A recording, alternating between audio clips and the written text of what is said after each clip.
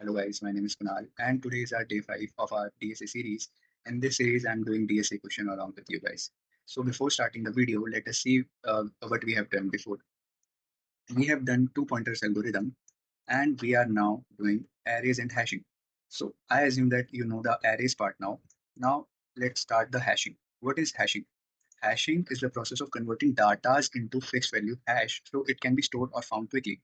इसका मतलब कि हैश एक ऐसा प्रोसेस है जो कि कन्वर्ट करता है हमारे डाटा को एक न्यूमेरिक वैल्यू में क्यों? क्योंकि कंप्यूटर जो है वो न्यूमेरिक वैल्यू को एफिशिएंटली प्रोसेस करता है। तो इसका एक सिंपल सा एग्जांपल मैंने यहाँ पे भी दे रखा है। ये गिटहब लिंक मैं डिस्क्रिप्शन में भी दे दूंगा आपको, आप वहाँ पे भी चेक कर सकते हैं। और इसके मैंने बहुत अच्छे नोट्स बना रखे हैं, आप पूरा ये इम्प्लीमेंटेशन समझ सकते हैं कि गूगल कैसे इतना फास्ट क्वेरी करता है अपने डीबी में से, ताकि इतने जल्दी हमें रिजल्ट्स मिल जाते हैं।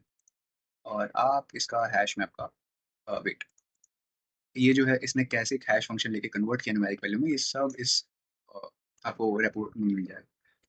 तो let's start the question of the day. तो सबसे पहले ओवरव्यू, इतना पता चल गया हैश क्या होता है, हैशिंग क्या होता है। अब देखते हैं हैश मैप। हैश मैप मतलब एक की वैल्यू पेयर्स होते हैं जो कि लुकअप्स मतलब सर्चिंग में बहुत ज़्यादा काम आते हैं। और ये मोस्टली पता है किस क्वेश्चन में यूज़ होते हैं, जहाँ पे डुप्लीकेट्स निकालना हो, मोस्ट फ्रीक्वेंट एलिमेंट निकालना हो, तो मोस्टली यहीं पे हैश मैप और हैशिंग की ज़रूरत होती है। तो एक बार एग्जांपल देख लेते हैं, जैसे कि इसका ओवरव्यू देख लेते हैं। तो सबसे पहले हमने देखा है कि नहीं, समझा देता हूँ मैं थोड़ा-सा कि हैव आई सीन इट। अगर देखा हुआ है तो उसको हम मैप कर देंगे उसके इंडेक्स के साथ। देन ऐसे-ऐसे करते-करते हम सबको मैप करते जाएँगे उसके इंडेक्स के साथ। जैसे कि ये इसकी की हो गई और ये इसकी वैल्यू। की वैल्यू पेयर को ही हैशिंग बोलते हैं, हैश मैप बोलते हैं। That's all. तो एक क्वेश्चन इसका करके देखते हैं, तभी ज़्यादा समझ में आएगा। कंटेन डुप्लीकेट्स, तो इसको एक बार लीड कोड में खोल के देख लेते हैं। तो हमें क्या बोला हुआ है कि given an integer array nums return true if any value appears at least twice in array and return false if element is distinct. बोल रहा है कि अगर दो या दो से ज्यादा बार हमारे एरे में कोई वैल्यू है तो हमें ट्रू करनी है, अगर डिस्टिंक्ट मतलब सारे डिफरेंट है तो हमें फॉल्स करना है। तो हमारा जो है ये प्रॉब्लम जो है वो टू पॉइंटर से भी हो सकता है। टू पॉइंटर से कैसे, एक बार मैं आपको समझा कर बताता हूँ। वेट, टू पॉइंटर से कैसे, सपोज ये हमारा एक पॉइंटर है ये और एक पॉइंटर है ये, ठीक है। अब हम क्या करेंगे, एक आई और जे, हम जो है वो अपनी वैल्यूज को आगे बढ़ाते रहेंगे, हम जे पॉइंटर को आगे बढ़ाते रहेंगे और कंपेयर करते रहेंगे आई से। अगर आई पॉइंटर जे पॉइंटर के इक्वल है तो इसका मतलब डुप्लीकेट है, तो हम रिटर्न ट्रू कर देंगे, और अगर नहीं मिला तो रिटर्न फॉल्स कर देंगे। तो इसका एक बार मैं सूडो कोड लिख देता हूँ। अ, तो ये रहा इसका सूडो कोड। तो क्या करना है कि पहले हम एक लूप चला लेंगे। अभी इसको आप इग्नोर कीजिए, वो बाद में बताऊंगा। तो हम पहले एक लूप चलाएंगे कि फॉर आई, टू पॉइंटर से तो हमारे पास दो पॉइंटर होंगे। फॉर आई एरे की लेंथ तक जाएगा, एरे की लेंथ -1 तक जाएगा, मतलब यहाँ तक जाएगा। और फॉर जे i+1 से लेकर वो यहाँ तक जाएगा। अब हमें क्या बोलना है, if array I element is equals to array J, अगर दोनों इक्वल होते हैं तो रिटर्न ट्रू वरना रिटर्न फॉल्स। इफ अगर एरे के एलिमेंट में, समझ लीजिए, वेट, अगर इफ एरे के उसमें एक ही एलिमेंट है तो हम कैसे ही कंपेयर किसी से कर पाएंगे ना, उसके पीछे वाले पॉइंटर से नहीं कर पाएंगे।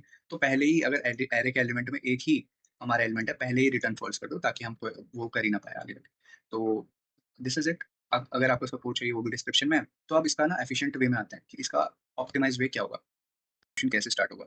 तो ऑप्टिमाइज सोल्यूशन से स्टार्ट करने से पहले मैं आपको एक चीज बताना चाहता हूँ, जो है सेट। सेट क्या होता है, सेट एक ऐसा डाटा स्ट्रक्चर है जो कि बस हमेशा हमें यूनिक वैल्यूज देता है। अगर आप उसमें डुप्लीकेट वैल्यू भी डालोगे तो बस हमें यूनिक वैल्यूज ही देगा। तो अगर मैं आपको दिखाऊं, अगर ये रहा ए आर आर और इसको मैं कंसोल डॉट लॉग करूँ, क्या आएगा हमारे पास, हमारे पास 1 2 1 3 4 2 आएगा। बट अगर आपको उसको उसमें चाहिए एरेज में, तो wait, तो ये स्प्रेड ऑपरेटर है, मतलब इसकी एक एक वैल्यूज जाएगी इसके अंदर और वो रिटर्न कर देगा यूनिक वैल्यूज को। तो ये समझ में आया।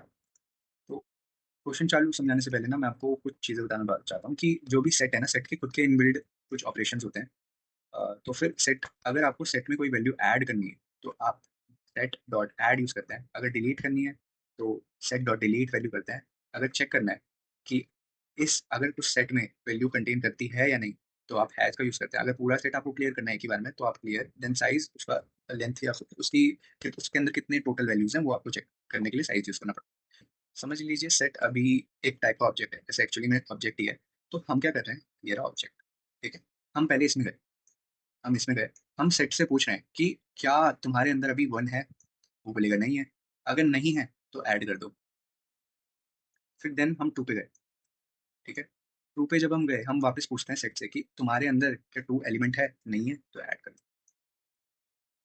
फिर हम गए 4 पे, 4 पे गए, हमने पूछा सेट से वापस कि सेट तुम्हारे पास क्या 4 एलिमेंट है? 4 हमारा वैल्यू है? तो उसने बोला कि नहीं है, तो ऐड। देन जैसे ही हम 1 पे वापस गए, तो हमने वो सेट से पूछा, सेट अगर तुम्हारे पास क्या 1 की वैल्यू है? तो उसने बोला हाँ है। अगर है, तो रिटर्न ट्रू कर दो, क्योंकि हमें डुप्लीकेट वैसे ही मिल चुका है, ठीक है? तो मैं आपको एक बार कोड समझा देता हूँ कि हमने लेट एक डुप्लीकेट बूलियन वैल्यू ले ली है, जो कि अभी बताता हूँ क्यों ली है। तो हमने पहले इनिशियलाइज़ कर दिया सेट को, फॉर हम आइटरेट कर रहे हैं, for let i equals to 0 हमारे लेंथ तक जाएगा आई प्लस प्लस। इफ हमारा सेट जो है वो कंटेन करता है हमारी ये वाली वैल्यू को, तो हम डुप्लीकेट को ट्रू कर देंगे, बूलियन वैल्यू को ट्रू कर देंगे और यहीं से हम ब्रेक कर देंगे। वरना हम सेट में वैल्यूज को ऐड करते जाएंगे, सेट में हम वैल्यूज को ऐड कर रहे हैं, अगर हमें नहीं मिली तो डुप्लीकेट फॉल्स है, हम रिटर्न रिटर्न कर देंगे डुप्लीकेट, इसे रिटर्न कर देंगे हम डुप्लीकेट, ठीक है? तो सेम ही हमने लिखा हुआ है, return duplicate then this, and अगर हम सबमिट करेंगे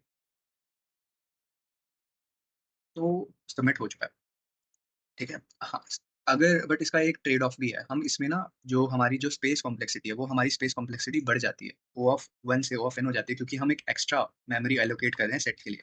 तो जिसकी वजह से हमारी स्पेस कॉम्प्लेक्सिटी बढ़ जाती है। तो होप आपको ये समझ आया। Thank you, bye bye.